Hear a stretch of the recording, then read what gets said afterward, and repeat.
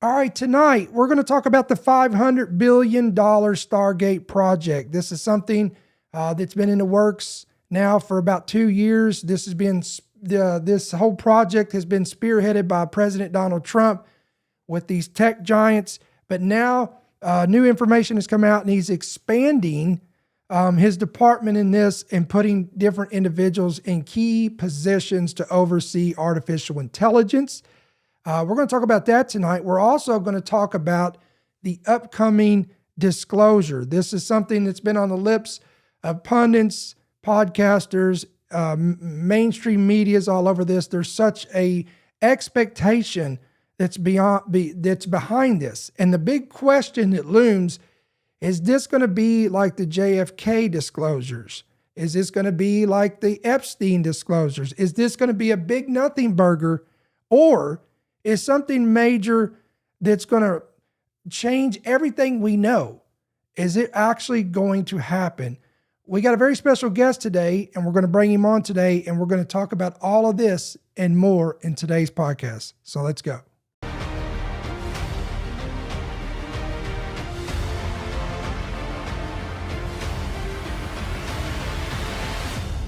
The following program is brought to you by friends and partners of End Time Headlines.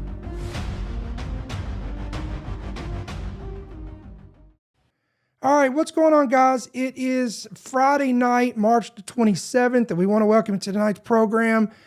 We've got a great program lined up for you. For the first time ever on our program, we've got a new and special guest coming in here tonight, and we're talking about Pete Garcia, and he is from Rev 310, is that right, Ministries? Yeah, no, it's Rev 310 on Substack, so they can look up there. I'm going to let me pull up your YouTube channel here so everybody can get familiar with this. So this is, let's do the full screen here. Here we go. This is, if you want to check him out, this is Rev 310. A lot of you guys, I suspect, will already know who Pete Garcia is. But in case you've never heard of him, you can go check him out there again. You can find him at Rev310, Substack.com, or his YouTube channel at Rev310 as well. So, brother, again, thank you for taking the time to be a part of the program and jumping and hopping on board with us. Oh, my pleasure. So, well, we got some very interesting and controversial topics. These are the might as well get out your tinfoil hat, as they like to say, that we're the conspiracy theorists throwing around all these things. So we're coming in hot and heavy tonight. And guys, don't forget, again, help us out. Hit that like button there on YouTube. That's going to push us out on the algorithm. And also, if you're listening by Apple or by Spotify, you can do the same thing there. Give us a good review. And if you enjoy our content and you find any value in it, just hit the subscribe button, hit that bell notification as well. And that'll be a great blessing to us and to you as well. So, Pete, I want to talk about this first of all. As we said at the introduction of this, as you know and I know, the Stargate project, again, this is a $500 billion project that was introduced in the early stages of 2025 under the second term of Donald Trump. He's the one who is spearheading this project. I'm sure you probably watched, as I did, when they got up and did the press conference and they pulled in, the CEO of SoftBank. You had Sam Altman of OpenAI. You had Larry Ellison of Oracle, and then you have the ties with Elon Musk. You got Peter Thiel all on board. You got all these technocrats and tech giants all in here building the world's largest AI supercomputing infrastructure in the United States. What was your reaction from an individual who is born again, filled with the Spirit, and sees things from a prophetic lens? What was your reaction to this? I think my initial reaction was simply just like most people were shocked at the name, because you think about in the military, you have these operations that every operation you do has a name to it.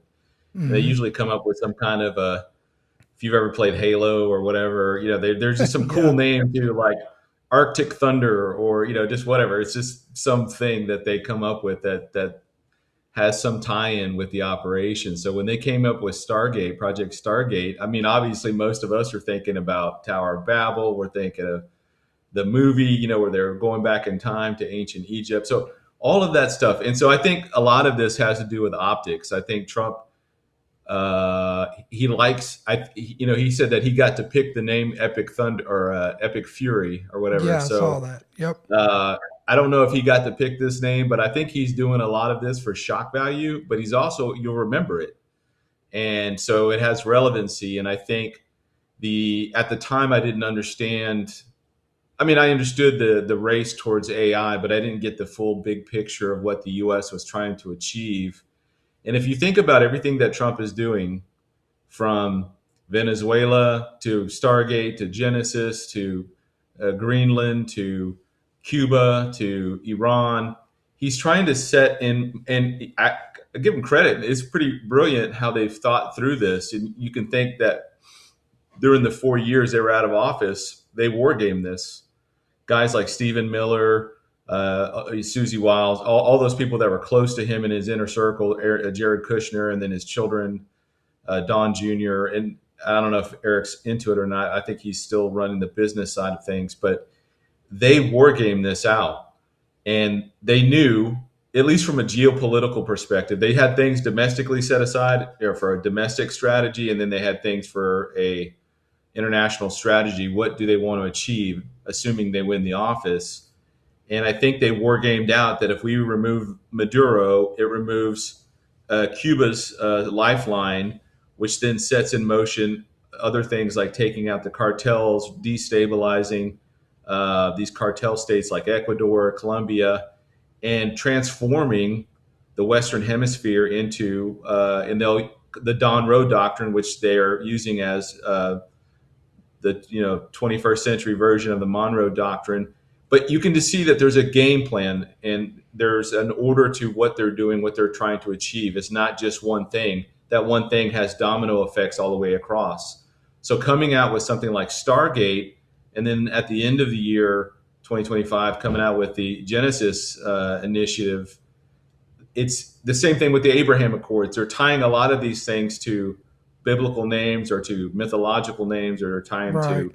to, and so I think a lot of it has to do with optics. But this idea of dominance, I didn't understand at the time what we were trying to achieve, what the big picture is, until really early this year. And it's this concept of Fortress America, and recognizing some fundamental problems that the U.S. faces going into the 21st century. You have a declining currency. Our currency, we're overstretched, outstretched to 39 trillion. So our dollar is racked with inflation. It's not trustworthy. The whole world is moving on to digital forms of currency, et cetera, et cetera. So the U.S. dollar that had been keeping the United States as the sole superpower of the world for all intents and purposes, not even militarily, just economically and financially, had kept the U.S. at the top of the food chain. That was going away, and we see that change coming. I think the Trump administration saw that change coming. So how do we stay relevant? And that's where this idea of Fortress America, it ties in with geopolitics, it ties in with technology, owning the stack. So that's the hardware, the software, the data centers, the energy production, owning all of that, and then selling that as the new package. It's the new dollar bill that will go out to the world. So if you want to get online, you have to use our servers, our chips, et cetera. And it keeps the U.S. relevant in the same manner that the U.S. dollar was made relevant by pegging it to the petrodollar, or to OPEC, sale of oil. All their transactions had to be in U.S. currency. So that means that there is the same necessity that the world needs that dollar, and it needs it to stay stable and strong because all of their economies are tied to it. We're just exchanging that for the technology now. So Stargate is one aspect to it. I mean, this thing goes on and on and on. I mean, what's his name? Wayne Jensen from NVIDIA just came out the other day and said that they think they've achieved AGI, and that's something that we didn't Yes. think was going to come for a couple of years still. Right. So things are moving fast. The U.S. is now starting to pick winners, like Elon Musk companies, whether it's Boring Company or Neuralink or SpaceX or XAI or whatever those companies. He's going to get the preferential treatment, as well as all the other uh, uh, technocracy guys that are playing ball with him. Peter Thiel with Palantir, Larry Right. Ellison with his products, and then if they're willing to work with the U.S. to help us get ahead of everybody else to establish that dominance, then on the other side of that, then we'll start kind of letting things flow back out once we've reestablished our uh, hegemony.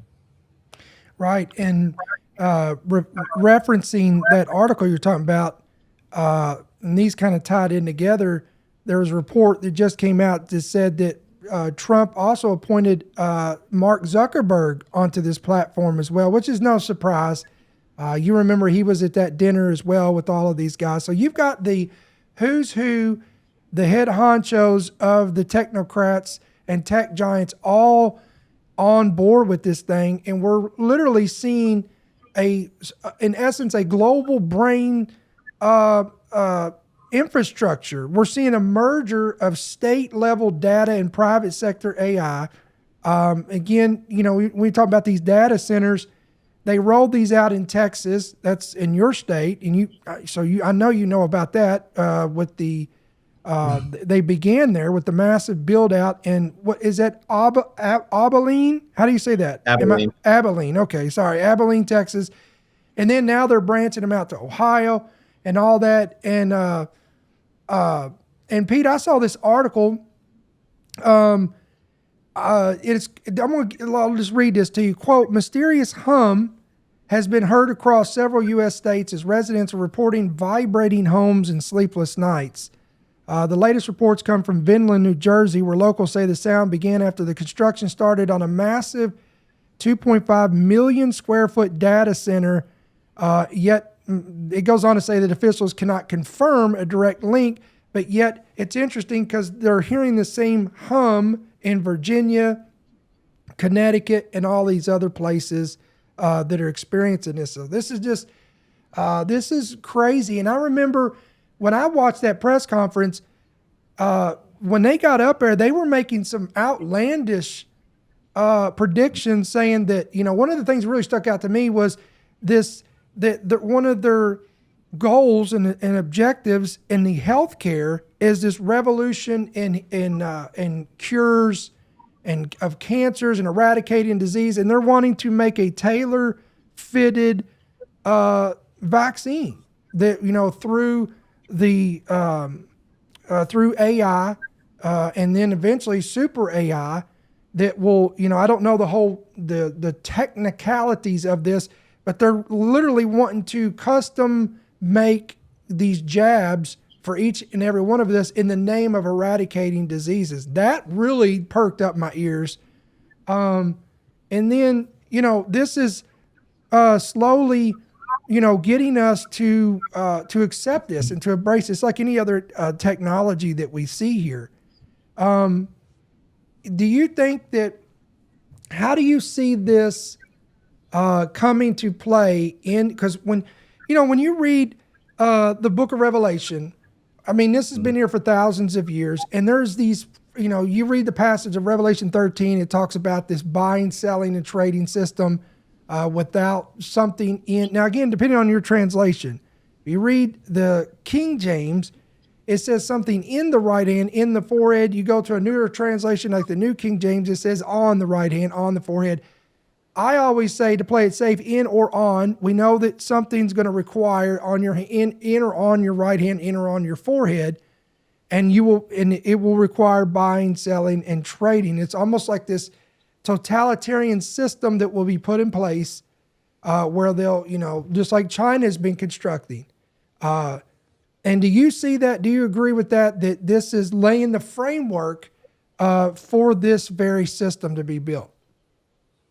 Yeah, I think right now what we're seeing is a and exploratory endeavors trying to figure out which technologies work inside the human body. Mm, I think Synchron and Neuralink are the two companies that yeah. are working on the implanting the chips and the nanotechnology into the human brain. Yeah. The Synchron BCI. goes through the through the veins, and then Neuralink was just directly through the skull. Yep. But I mean, you had Google DeepMind, their AlphaFold. They were able to do something that would have taken PhD scientists years to do. They were able to do like these 3D structures of proteins. That's incredibly difficult to do. They had to done like 200 million of these. Mm, And so if AI can be used to do something that is that complex, I have no doubt in my mind that they're going to be able to find the right material that can be embedded into or on the skin that will be the best conductive for signals, electronic signals, or pairing up with the nervous system, or direct ties into the brain. All those things that we're seeing with Neuralink and Synchron and others, right? I mean, they're not the only ones. There's a lab. I was telling a friend, there was a lab in Australia. It's this startup company called Cortical, and they had mm. taken human brain cells, these neurons from these brain cells, and I forget how many they had, like 20,000. They put them on a petri dish, and it's just these cells, Wow. and they taught that thing how to play Pong, the computer game Pong.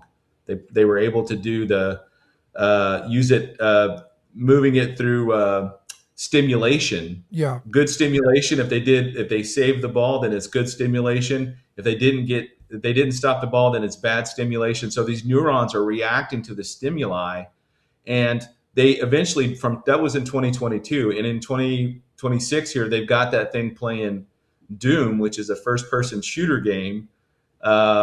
A little petri dish of neurons playing a video game like a basic Unbelievable. player, right? Not that they're an expert player, but they're playing it well enough, right? Yeah. Probably play So better than I do. Yeah.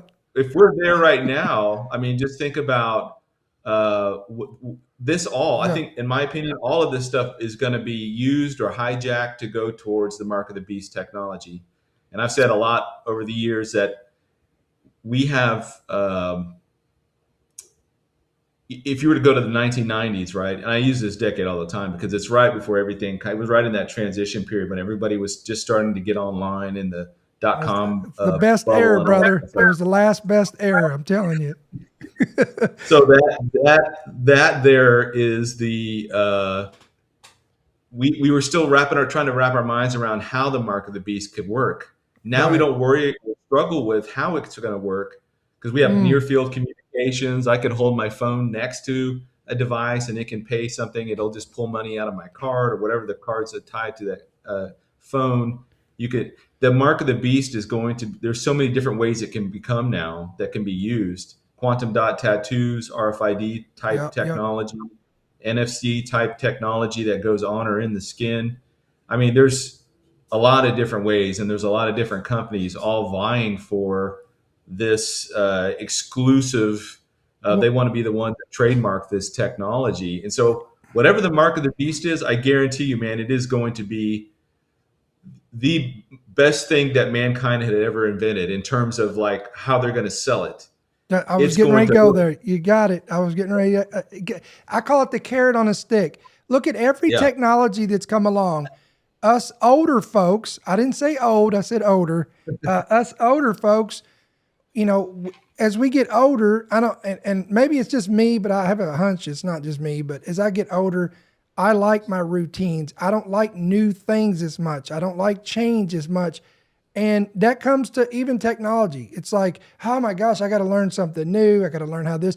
And I remember when. Now you got me going into nostalgia here. I got to go back in the '90s. I remember when they were rolling out computers, and I was in school, and they were rolling out computer. You remember the computer classes you had to take in school, and they was teaching you how to use this computer.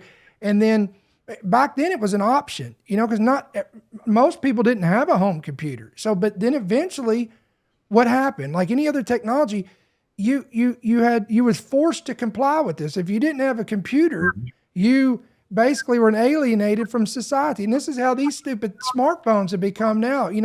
We all knew the guy. We all knew somebody, or our grandparents or an uncle or a friend, and they're like, "I'm never getting one of them smartphones. I'm just going to keep the old Nokia brick phone that you drop it and it cracks the pavement, not the phone." But eventually it got to a point where you don't have a choice, and it had to phase out. Then we had all these technologies, innovative biometrics, fingerprints, retina scan. People are like, "Oh, I don't want to deal with that. It's the mark of the beast, this and that." But look what's happening. We're slowly integrating into it. And real quick, I'm gonna kick it back off to you. I've said this for years on our program. I said, now you read Revelation 13, and it says that if you refuse to take that mark or worship the beast, you'll be killed by the Antichrist. John said he saw under the throne those that were beheaded for their testimony to Jesus, and because they rejected that mark. But I also believe, and I want to ask you this, Pete, do you think that, now, of course, there will be many that will be forced to take it, but I believe a large majority of society, and I think you already answered this, is going to wide arms embrace this technology when it comes to into fruition. Yeah, I mean, if we already have this anti-aging technology that's gotten a lot of deep pockets, putting tens of millions, hundreds of millions of dollars into extending human life. So I think one of the selling points of this mark is going to be that, hey, this thing will inject nanobots or whatever into your bloodstream, and it'll travel through there. It'll start detecting all the bad genes, and then we can go in and target. We can target those cancerous genes or those defective genes that cause Alzheimer's or cause something later down the road. And you can extend your life by 20, 30, 40 years just by doing this one little chip in your hand. And you can use it for your personal ID. You don't have to carry around a wallet or anything anymore. Healthcare. Yep. Healthcare. It's going to be synced. Just like, just as integral as your phone is right now to everything that we do, the mark is going to be 100 times more tied in with your life and your identity than anything that we have today. So it literally is going to be your lifeline. If you don't have that mark, you cannot participate in any form in society economically, which is how they're going to be able to force this decision on people.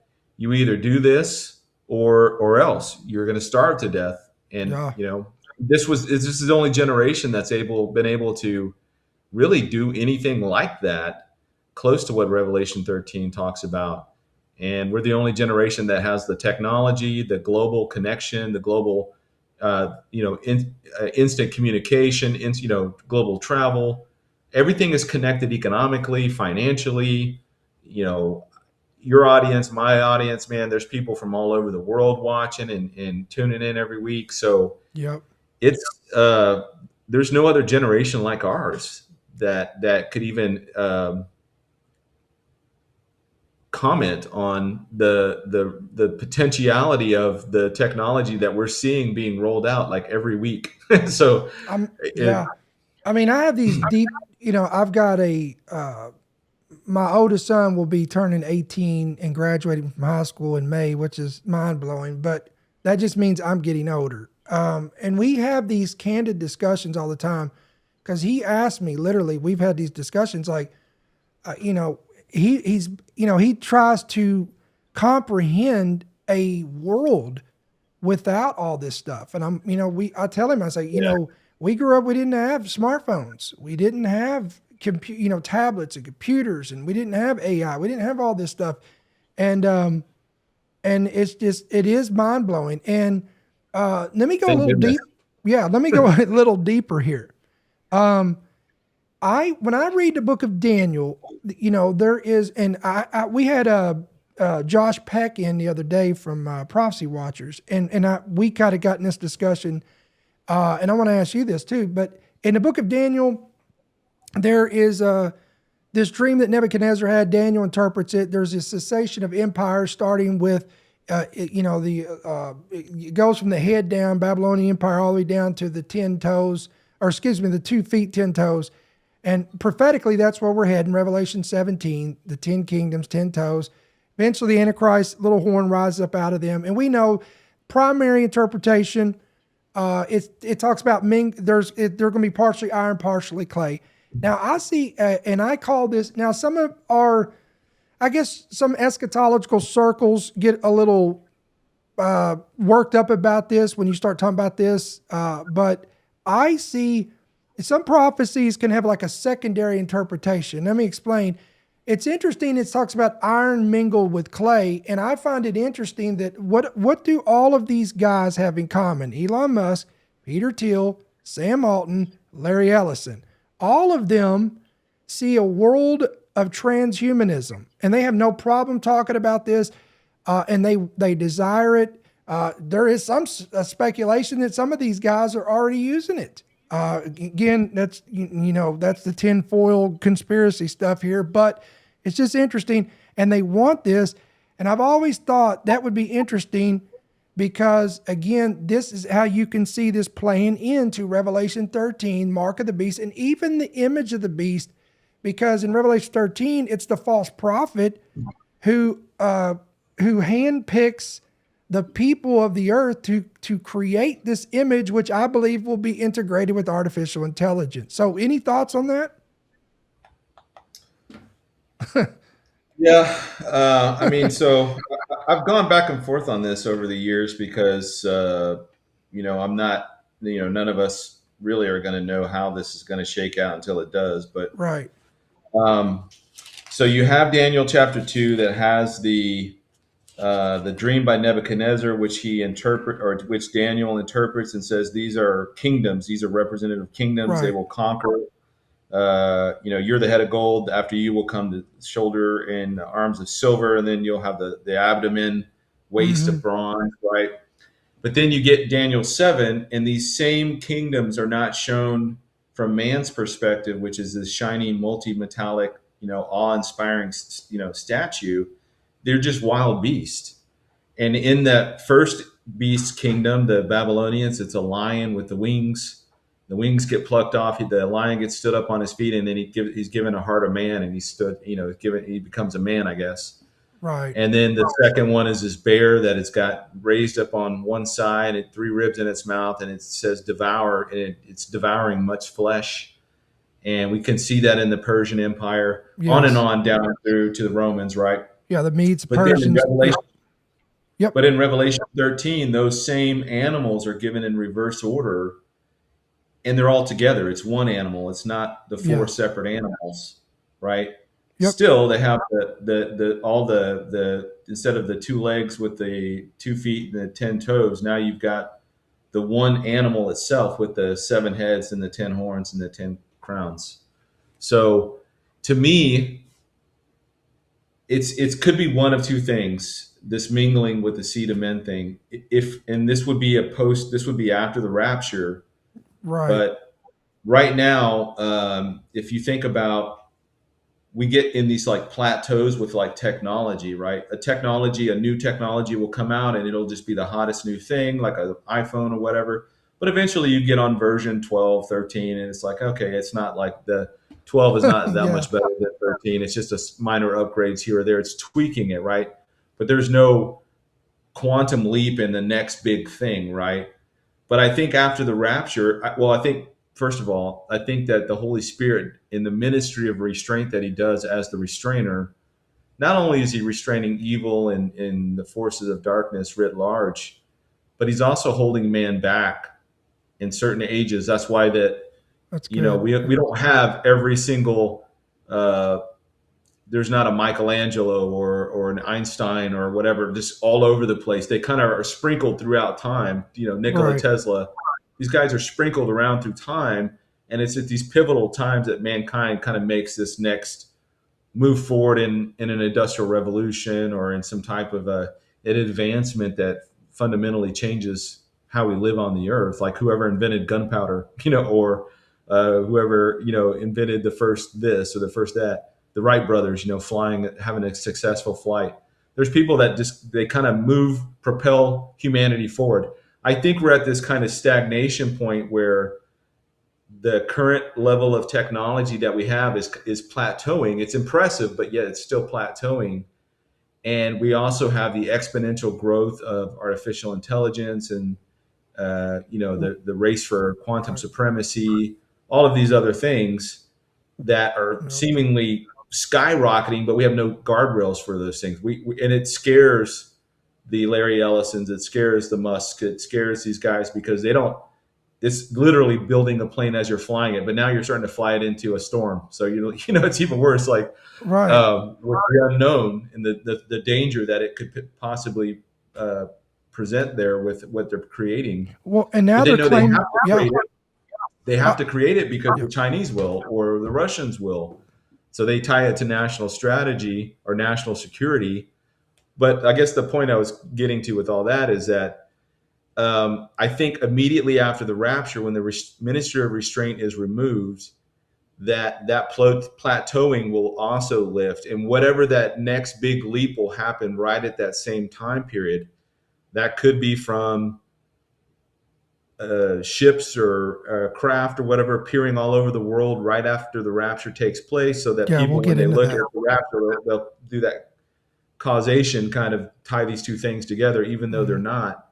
There could be some type of a revelation moment where these things present themselves to mankind, like they did in the days of Jared before the flood, where the sons of God start coming down. They not only were corrupting human women, but they were also teaching mankind how to do things Right. ahead of when they should have known how to do those things, weapons of war, etc. And I think they could present some type of technology there, or that aha moment will happen right after the rapture, and then that will be the thing that ties the genetic um, ability to put that technology into the human body, and then it begins changing you. But Musk and all these guys, they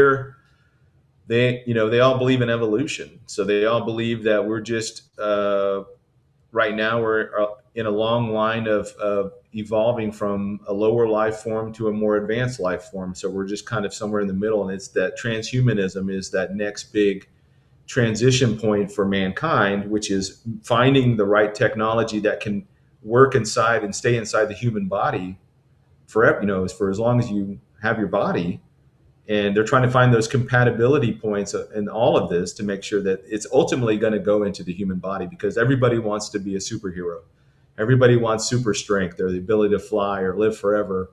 All of those things that go back to like mythology, we want those things because now we've been conditioned by society, by entertainment or whatever, for the last 120, 130 years about what mankind could be.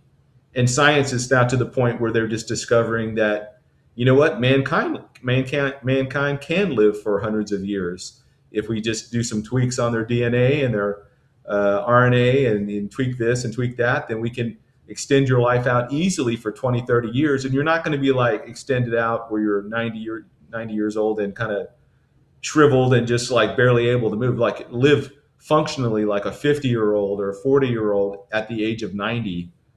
Think back to Abraham. I mean, Right. Abraham The died days at of the age Noah. of, Yep. well, I mean, Abraham was a little after Noah, but he still lived to be 175 years old. Right. Well, Job yeah. possibly lived to like 300 years old. So that I don't know if they'll believe the whole, these scientists that are doing it. I'm not saying they're believing the Genesis account, but I do think that I know for a fact they believe that we can live at least till like 150, no problem. That they think they can get there. Well, I mean, if this a CEO of NVIDIA is correct and his assertion that we have now reached artificial general intelligence, then this is definitely another plateau. We've bumped this up because by definition, AGI as a theoretical type of AI that possesses human-like intelligence, allowing it to understand, learn, and apply knowledge across any intellectual task. Now, you remember all those whistleblowers from Google, or at least one of those whistleblowers from Google and other, the godfather of AI, all of these guys, even Elon Musk was warning about the threat of humanity if we ever get to this point, and yet we're pushing beyond that. And what's mind blowing, Pete, is Peter Thiel was just in Rome and did a several day conference on the emergence of the Antichrist. I mean, what the irony of that? I mean, you can't make that stuff up. And literally, the guy's helping create the very foundation of that system, and he's up there lecturing people about the Antichrist. So it is mind blowing to say the least. So this is fascinating, and I thought of when you were talking about this. After the rapture takes place, the restraint is removed. This also explains, and this is the second time in a week that this has come up in conversation, because when you get down here in Revelation 13, verse 15, when it talks about the image of the beast, it says that the false prophet is granted power to give breath to the image of the beast, and that the image of the beast should both speak and cause as many as would not worship the image of the beast to be killed. So there's a supernatural element to this. And then, there's also a supernatural element to him performing great signs to even deceive those who dwell on the earth with these signs, in which he was able to do.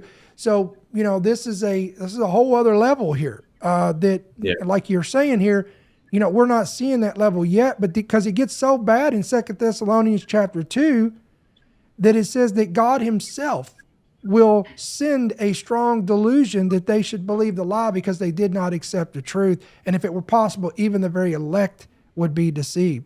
I want to shift gears here and let's talk about this. So there is all of this expectation about the disclosure, the alien disclosure coming out, that, it was all sparked by the podcast with Barack Obama, and he let the cat out of the bag. Right. And Trump was like, well, that's classified and you can't do that. So then he comes out and says, well, I'm going to give orders that we're going to, leak all the information we got out. Now the U.S. government's come along and they bought a domain, aliens.com is what they... Aliens.gov. Or .gov, yes. Aliens.gov. I've got it pulled up right in front of me and still messed it up. Aliens.gov that's all. So everything's set in place for this.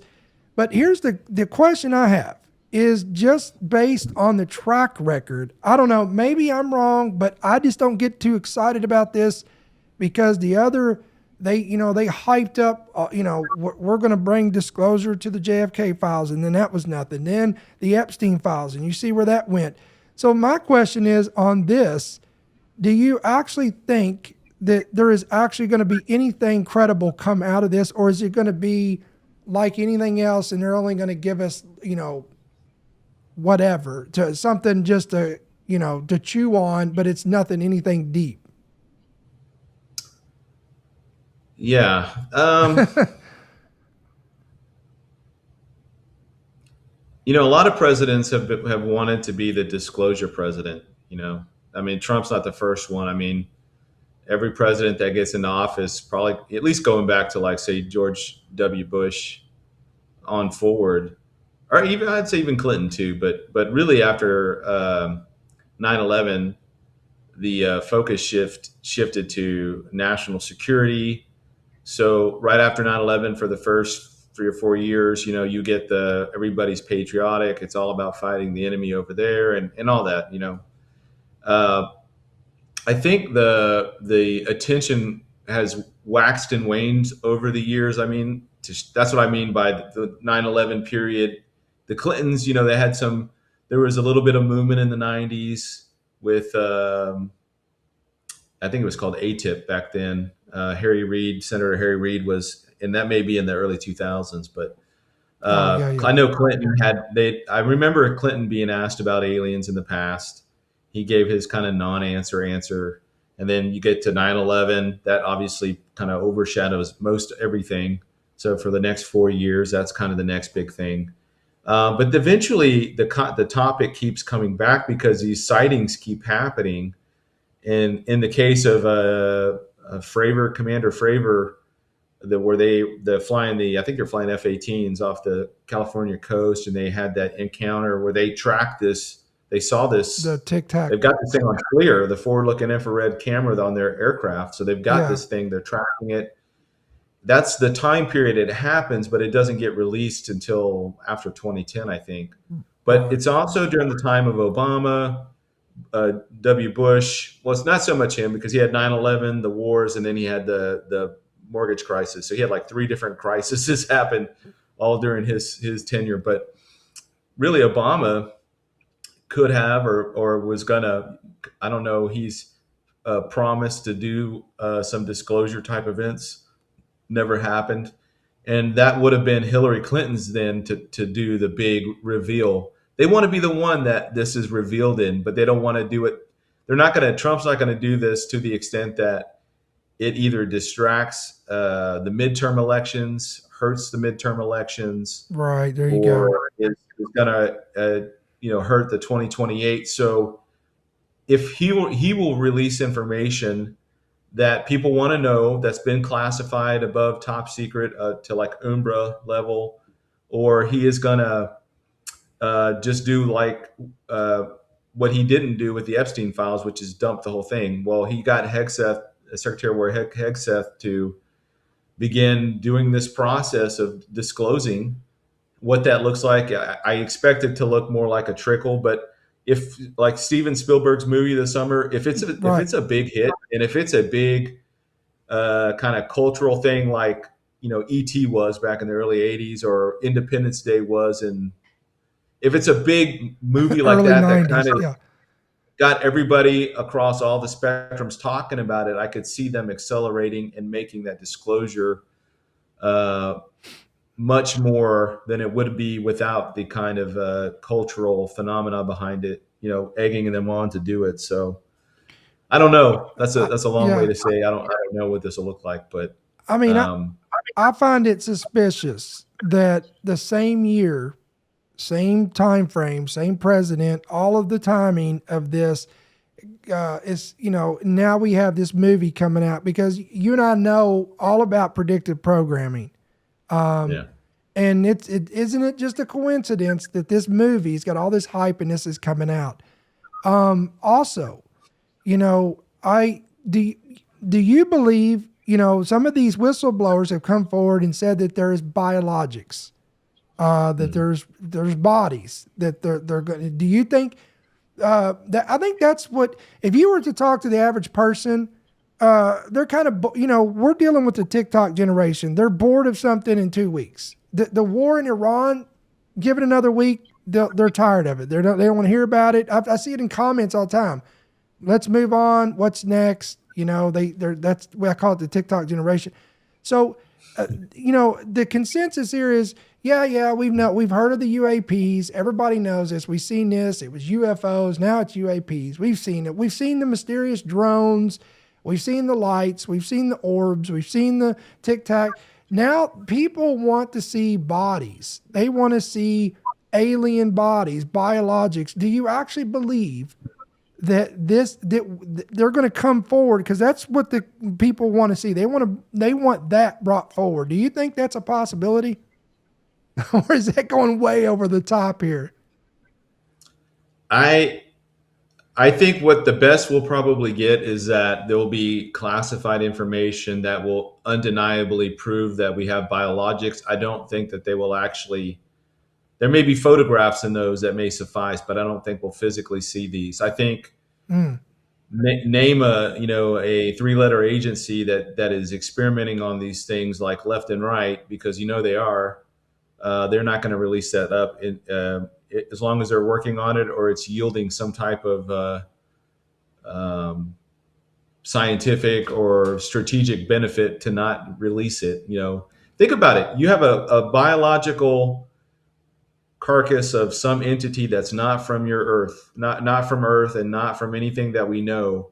They're going to study that thing to the nth degree to figure out what diseases it has, what weaknesses. I mean, they're going to examine this thing from head to toe or tentacle or whatever they have, and they are going to replicate it because that's what we do. We take things and we try to replicate it. So who knows? I don't think we'll see the actual biologics, but I do think that they may release classified photographs. There could be records of official statements from government, et cetera, proving that there is.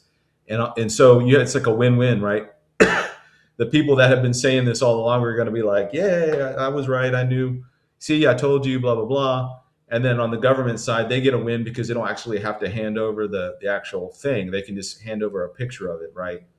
And Right. so But same thing with the craft. And we know that Lockheed Martin and a couple of other these major defense industry companies have retrieved crash UFO type craft, and we know that there is photographs of these triangle shaped type ships that don't fly with normal propulsion like our normal aircraft do. Even our most advanced aircraft, these are magnetic resonance, or whatever they're using to fly. It's not dependent upon having an exhaust or anything like that, or an right. engine like how we think of an engine. So I think that we have some of this technology already. To what ends are they using it? I don't know. But it's probably our most closely guarded secret, which is why Area 51 has got such this taboo around it, because of, the government doesn't care if you think it's aliens. They'd rather you think it's aliens than what they're really working on, which is technology that's 20 or 30 years ahead of everything else. Right. And it did come from UFO stuff. Like it did come from Roswell, or it came from, you know, there's more than one crashed site. So, and we're not the only ones. The Russians have retrieved crashed aircraft. Yep. I say aircraft, the spacecraft, whatever they are. So other nations have this. So the game is afoot. Everybody's racing to develop this next level ships, whatever they are. Anyway, so we're trying to be the winners in this particular race. So we're not going to get that stuff released, but I think that there'll be enough documentation to prove that they exist, but not we're not going to walk these guys out to the halls of Congress and introduce them to the world that way. Like this new alien, Grey Goo or whatever. We're not going to introduce some new alien alive to the Yeah. American public. That may happen after the rapture, because rapture is going to totally turn the world upside down, and Satan's going to need an excuse to explain away the rapture. And I mean, think about it. Let's say the rapture happened right this second. Boom, it happens, and then within a matter of minutes to seconds or whatever, these things are going to start appearing in the skies. These discs. They don't have to land. They could just be close enough for people to see them very visibly. And then a lot of people that weren't around somebody that disappeared or don't know anything about the rapture, they're going to immediately link the two things, right? They're going to think, okay, that thing caused everybody to disappear. So I do think Satan could use that to some great effect for, the great delusion that's going to come upon the world.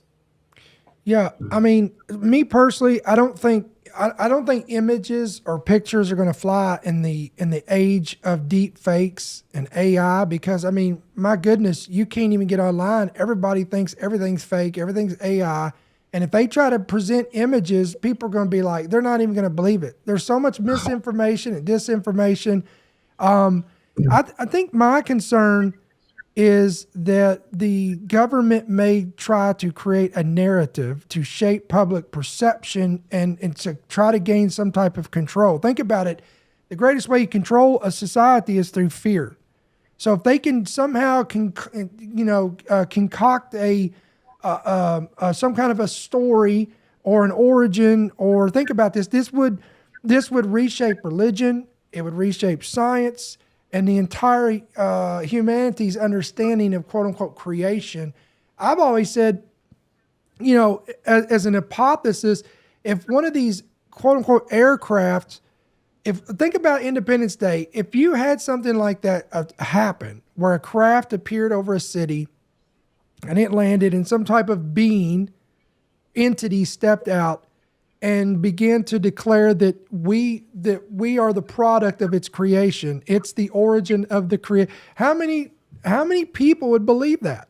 And you and I both know there would be countless people that would believe that, because the New Agers. You got all these, the whole ufology group out there is massive. And I would even say a lot of Christians would, if they don't have a solid walk with God, they're not in the Word, then they'll be, First Timothy chapter 4 talks about lying, seducing spirits, doctrines of demons. Again, Second Thessalonians, the falling away. So this makes my wheels spin, and I think about all this. But in my personal opinion, I just don't.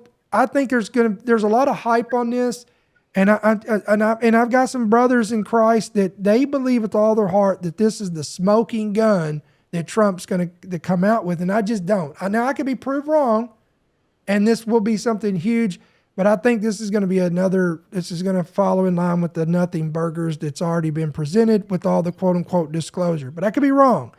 But it's, now here's a question I guarantee, our audience is going to ask you. I probably already know where you're going to go with this, but they'll say, well, wait a minute, you don't actually believe in aliens, right? So what is this? Is this demonic? Is this deception? Is this the Nephilim, fallen angels? Where do you stand on that? Yeah, I think they're fallen angels. So much in the same vein as Genesis 6, where the sons of God came down into the daughters of men, we know those were fallen angels. They had an agenda, and that agenda was to corrupt mankind so that a Messiah figure or Messiah could not come out of the race of humans to destroy their boss, Satan. We know that Satan's forces, first of all, we know the angels, the total number of angels is countless. I mean, we don't know Right. the vast number, let's say beyond trillions. And Satan has a third that fell with him that is still way more than there are humans. So every human probably could have theoretically 100 fallen angels assigned to them, right? But they're broken down into some type of a hierarchical military structure. So they have their captains and princes and foot soldiers, etc. I think the demons are the disembodied spirits of the Nephilim. I do too. I agree with that. Yep. I agree the So same. they're always looking for something to possess or to possess or take ownership of. Whereas a fallen angel, presumably like holy angels, if they keep the same abilities, holy angels can appear as just normal people. Yeah, And in Hebrews. Hebrews, you entertain angels unaware, right? Yep. Because they can appear as people. If fallen angels can do the same thing, because they're still angels, right? They're not demons; they're angels. Wow. Then they are going to be able to assume a lot of different forms. Mm. And hypothetically, if they took things from the earth like cattle mutilations or whatever they're doing with all that kind of stuff, because there's a lot of that stuff that's happening that there's no realistic explanation for. When you have cows killed with this such precision, they're killed and then they're opened up and there's all the blood is drained and this particular organ's taken and there's no blood, not a drop of it on the ground. I mean, animals won't go near it. There's something off about the that whole crop thing. circles. Yep. So they might have the ability to create these like insectoid-like drones that are not. They don't have souls. They're not living beings in the literal sense. They're just kind of like drones. Think about an ant, right? An ant doesn't have, and I'm totally just pulling. I know what I'm saying is true. I'm doing a terrible job of explaining it, but like an ant doesn't have like a brain. It doesn't have, and there's certain insects that don't have brains. They just function purely on like smells and the like instinct. Yeah. They're instincts they were created with. Survival. Yeah. Yeah. But yeah, so there could be these type of little grays or whatever that appear as they could have their physical bodies, but they're just like a lifeless drone. The body of it is just the material corpse of a non-living in the sense of having a breath of life in it. These are more like automated flesh suits. They can just move under the compulsion of something else controlling it, right? Mm. And we could have some of those biologic. And like I said, I don't think that they're going to give up the actual goods. They may give up like actual photographs, actual classified documents that are released with real names, real dates, and you get the Louis Elizondos, Jeremy Corbells. Yeah. Um, there's going to be certain gatekeepers of the information, and if they say, "Hey, this is mind blowing," It will then I convince think most people. people are going to listen to them and be like, "Yeah, okay, we get it. It's a big deal." Wow. Is it the same thing as presenting a live alien behind this glass case? In some type of like, you remember when King Kong came out in the movie King Kong, and they brought King Kong on the stage, and Oh, he ended yeah, up breaking. yeah. They're not going to do anything like that, I don't think, but they could have some type of pre AI, pre deep fake stuff where they go into these labs, the VHS cameras, and they've got actual footage of these things, and it's Like verified. Or, Independence Day. Remember when they yeah, went to the Area 51 and he's like, that doesn't exist. And he goes, well, that's not entirely true. And he's like, yeah. you don't think they spend $25,000 for a hammer, $50,000 for a wrench? And he goes in there and they got That them was in the, soft disclosure. what? That was soft disclosure by the government releasing it through that movie. Because Right. they make that movie, right, and they got to say, usually there's some type of advisors on there to tell them, yeah, that's how we would do it, or no, that's not how we would do it. But in this case, Yeah. I think they would be like, yeah, you could say that, because then it kind of lets a little steam off of the population, right? If a population, this goes across a lot of different principles, but if people don't have a way to vent or to feel right about something or feel validated or vindicated, um, they go crazy and they end up doing terrible things. And I think the government understands the psychology of people, so they allow little disclosures here and there to vent some of that off, and then people kind of just go back to what they were doing. That's where that slow leak is. Yeah, And I was gonna say one of go the ahead. craziest movies that I've ever seen that was allegedly based on a true story.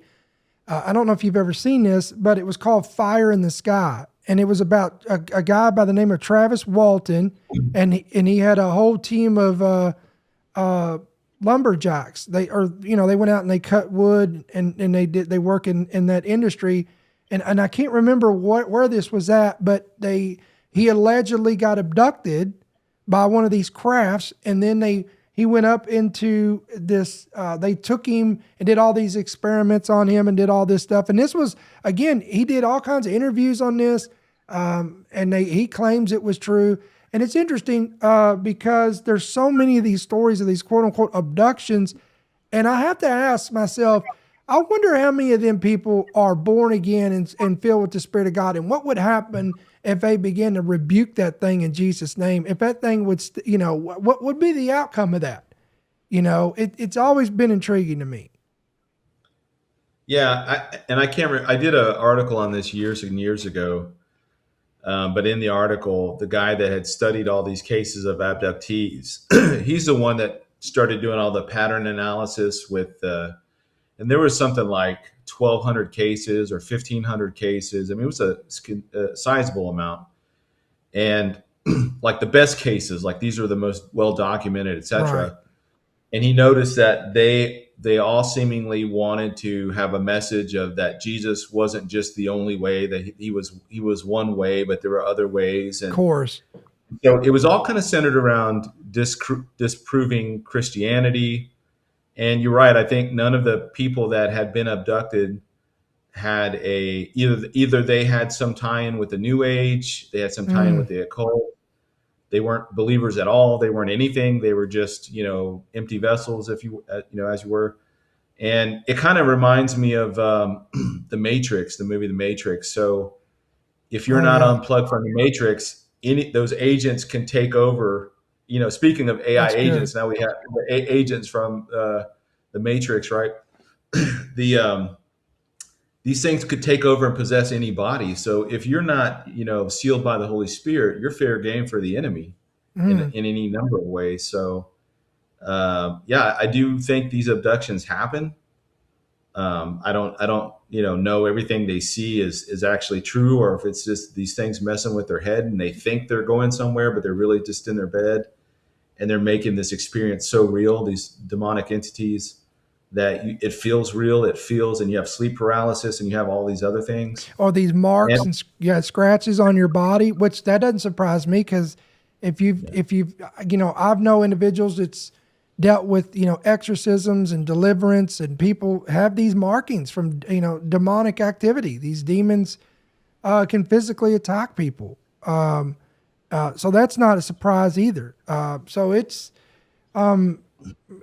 definitely, spiritual warfare is real. We wrestle not against flesh and blood. And that's one of my concerns about AI is these people that are getting emotionally attached to, these chat bots and whatnot. And I believe that opens the door for demonic activity when you got people that are in full relationships getting quote unquote married to these things. And I talked about this the other day. There's a restaurant in California now that they've made a restaurant in California so these lunatics can go in there with their smartphone and have dinner with their chat bots and order food and everything. It's like, wow. I mean, we're living in the Twilight Zone for real. Like this is where we're at. So, wait till they put that software into a humanoid robot that looks. I mean, they're getting to that level of perfection now with robotics. You even past the uncanny valley kind of phase where it kind of creeps you out, and these things are starting to look very real. In fact, I think it was the New York Post. This was probably last year or the year before. They had like 12 faces on pictures, and you had to pick out which ones were the real humans and which ones were the fake humans, and everybody got it wrong. The ones they picked they thought were fake were actually the real people, and the real people are the AI people were the ones that people picked as human. So yeah, can you see this on your screen? Yeah, you saw this robot that went into the White House, and Melania is like, this is the wave of the future. We need to teach our children. These things are going to teach our children. I'm like, what? Like, yeah, this is, I'm not going to play the video, but we are definitely running out of time. Man, it went by. We flew by on this podcast. So, well, Pete, it's been great, man. This is, I'd love to have you back on because there's a lot of other things I'd like to get into, but we just don't have the time on this segment. But closing thoughts. You got anything that you feel in your heart you'd like to share? What, in regards to this topic, what are things the body of Christ needs to look for? How do we prepare for this? What's next? Well, I think the easiest way to compare how fast things are moving is just to look back a couple of years and just get a piece of paper, look at the last 5 years, look at the major stories in a particular field of technology, and just write down each subsequent year. So this year, 2024, ChatGPT was open to the public for use. 2025, we start seeing it incorporated into government functions or into major corporations and into law firms and stuff. And then this year we're talking about AGI. And so you can just go back a couple of years and whatever field you want to look at, whether it's AI or disclosure events or it's wetware or any of the other things we talked about, you can see how fast we're moving toward the world of Revelation 13. And are we more like the world of Revelation 13 now than we were 4 years ago? Oh, yeah. Or 5 years ago? Pick a time frame or whatever. And you can see how fast. And I think that's encouraging for us because we know that we're not going through that time period. We'll be delivered prior to it. So that's where the I guess it gives you that sense of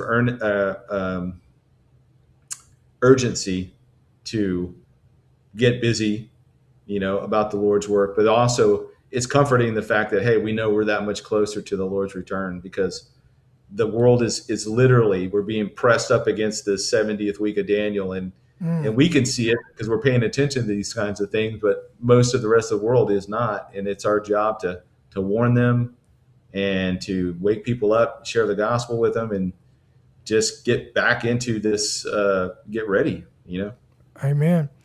Well, brother, it's been an honor to have you on. Again, we'd love to have you back. Because I'd love to get you on here and talk about the what comes after the war in Iran, the peace, the peace plan, this, all that. That's a whole other podcast I'd love to hear your thoughts on. But again, guys, if you're not following Pete Garcia, you can find him Rev 310. You can find him. You just type that in up there at the top of the search bar of YouTube. You'll find him right there again, rev310.substack.com.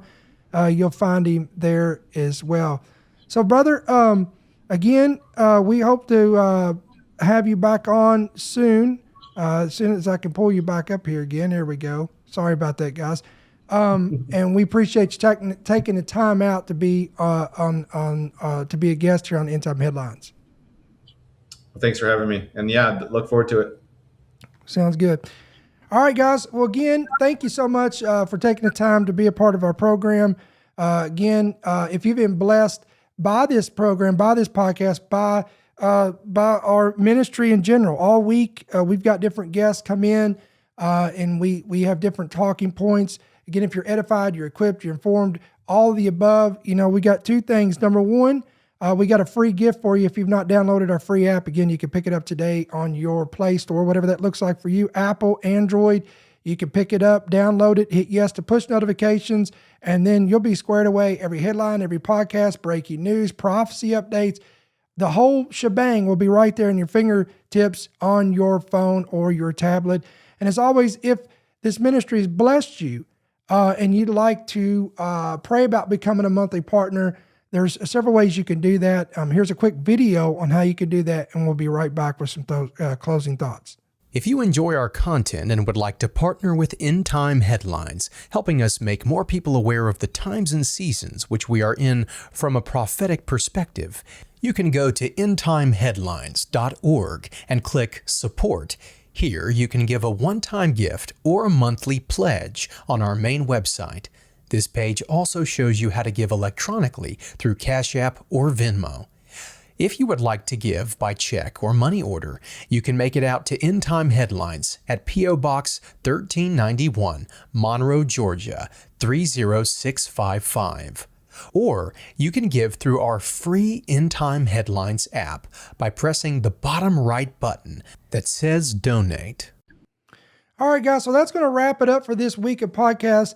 Again, have a very blessed and safe weekend. And remember, we'll be right back here Monday night, 7 p.m. Central, 8 p.m. Eastern, with our live prayer and devotional. We hope to see many of you guys. If you're not subscribed to our YouTube channel, you need to come over here and do that, because this will not be in any other social media platform.